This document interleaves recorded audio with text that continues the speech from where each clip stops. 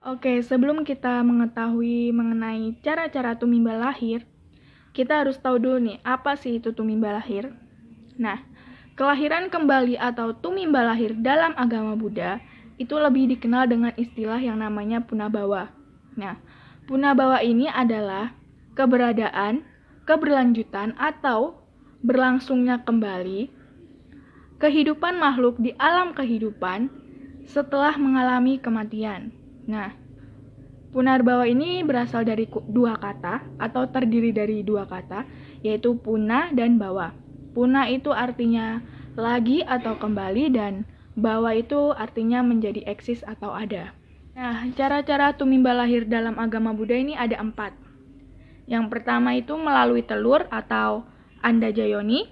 Yang kedua itu melalui rahim atau kandungan, atau bahasa palinya itu bisa kita sebut sebagai jalabujayoni.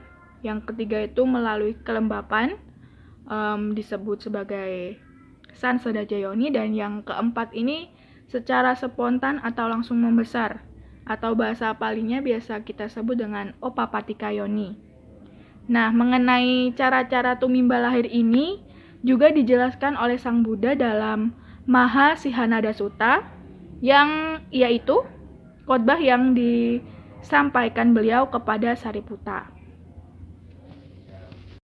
Kita bahas satu persatu saja langsung ya. Yang pertama itu melalui telur atau andajayoni. Nah, makhluk-makhluk yang terlahir itu dengan memecahkan cangkang sebutir telur. Contohnya itu seperti ayam, bebek, buaya, burung, ular, angsa, cicak, kura-kura, dan masih banyak lagi ya yang melalui telur. Nah, saya ambil contoh penyebab makhluk atau penyebab kelahiran makhluk seperti angsa, itik, atau bebek itu dahulu karena mereka itu suka mengganggu atau melakukan perbuatan asusila kepada wanita. Nah, kemudian ada yang menjadi burung itu karena mereka suka menyebarkan berita-berita buruk, atau kalau yang sekarang itu kita kenal dengan hoax atau hoax seperti itu. Yang kedua ada melalui rahim atau kandungan atau jalabujayoni. Nah, makhluk-makhluk yang terlahir itu dengan memecahkan selaput pembungkus janin. Contohnya itu seperti manusia, kambing, kerbau, kuda, singa, serigala, harimau, seperti itu. Dan mamalia lainnya tentunya ya.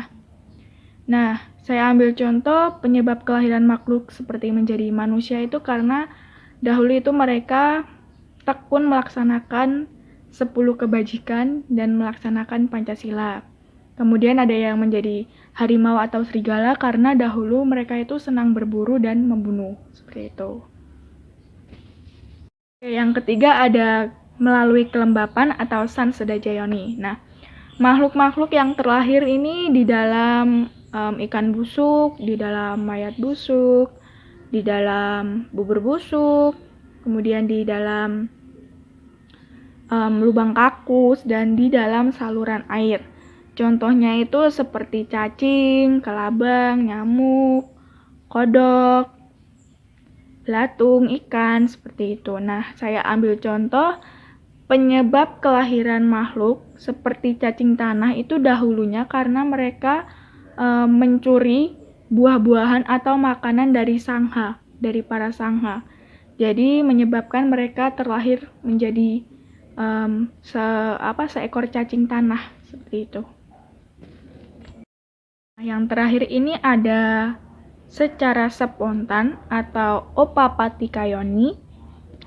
Makhluk-makhluk yang terlahir secara spontan ini biasanya tidak dapat dilihat oleh mata biasa dan langsung membesar. Disebabkan oleh kama yang terakhir, mereka muncul secara spontan tanpa melalui tingkat embrio. Contohnya itu seperti para dewa, Brahma, para setan, seperti itu.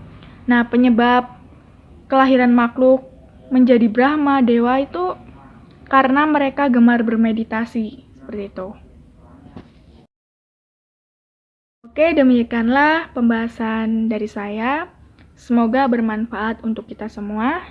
Sabesata bawantu sukitata, semoga semua makhluk berbahagia. Sadu, sadu, sadu. Akhir kata, Namo Sang Hyang Adi Budaya dan terima kasih.